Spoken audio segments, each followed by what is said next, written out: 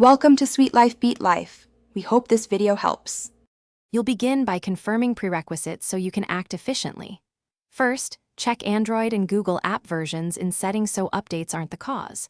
Make sure your network is live, toggle airplane mode on then off, or switch between Wi-Fi and mobile data to isolate connection issues. Once done, restart the phone. A quick reboot clears background hangs. After reboot, open the Google app and try a simple search. Note any error messages or blank results so you know what to fix next. Now focus on the app state and permissions because corrupted cache or missing rights often break search. Open Settings, Apps, Google App, clear cache first and test. If results still fail, clear app data. This resets local storage and may require you to sign in again. Next, update the Google app and Play Store to rule out bugs. Also inspect permissions.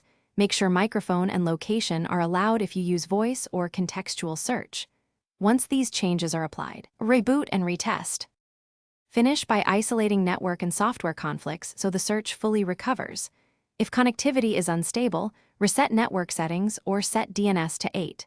8 to bypass faulty resolvers. If the Google app still misbehaves, uninstall app updates or reinstall from Play Store to revert to a clean build.